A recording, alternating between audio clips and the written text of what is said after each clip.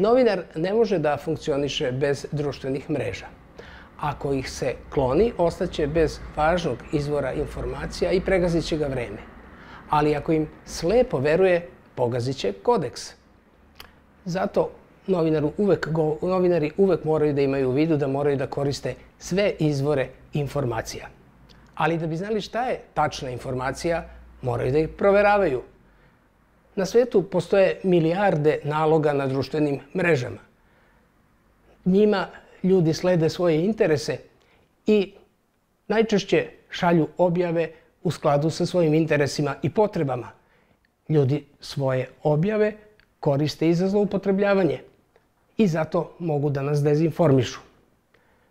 Imam običaj da posebno mladim novinarima kažem: proveravajte sve, pa i rođenu majku kada vam kaže da vas voli.